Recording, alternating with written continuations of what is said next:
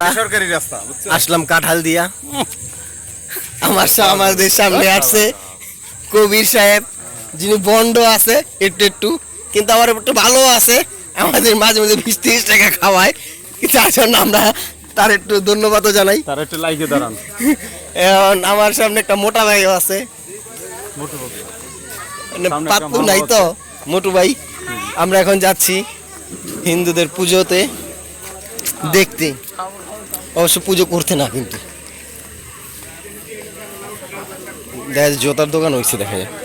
হ্যাঁ, জুতা কিনবা?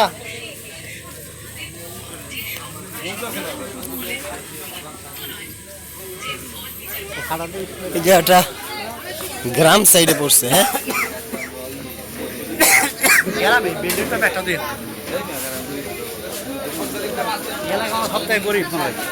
একটা তো বিল্ডিং দেখে না,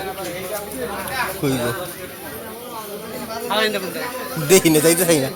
গেলে কি সমস্যা আছে নাকি কোনো? দেখি না কি আছে ভিতরে। আরে গেলে কি আছে দেখি, ভিতরে দেখলে আমরা ভয় পাইতেছেন নাকি?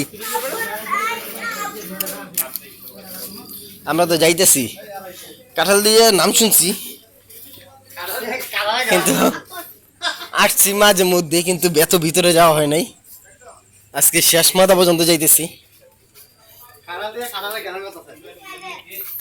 আসলে কাঁঠাল দিয়া নামটা হওয়ার পরে মনে হয় আসলে কাঁঠালে গন্ধ হইতেছে।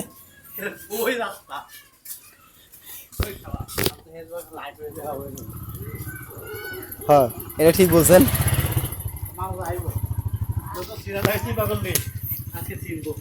না, এখানের পূজার পরে কিন্তু মূর্তিটা ই করে পানিতে ফেলায়। আমাদের এলাকায় যেগুলো আছে ওগুলো কিন্তু পানিতে ফেলায় না। এই কারণেই মেনত আসা। দেখি, রাস্তা তো বহু দূর, হাঁটতে চলে। এই যে মন্দিরের সামনে আছে, বাচ্চারা বলো মন্দির কাছাকাছি।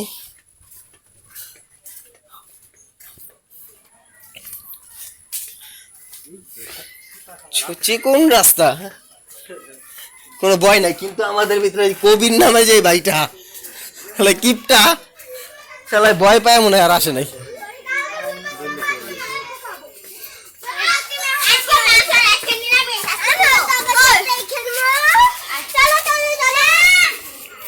আমি তো দাই 2 মিনিট হয়ে গেছে, 2 মিনিটের ভিডিও হয়ে গেছে অলরেডি। মনে হয় মন্দিরের কাছাকাছি এসে পড়ছি। এই যে মন্দির, এর মধ্যে আমরা মন্দিরে চলে আইছি।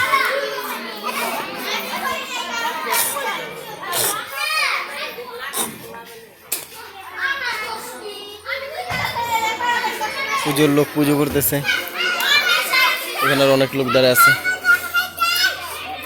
পুজো করে। হ্যাঁ, নিরাপত্তা ব্যবস্থায় আমাদের পুলিশ বাইরেও আছে। এই বলে আমার ভিডিও এই জায়গায় সমাপ্ত করছি। আল্লাহ হাফেজ।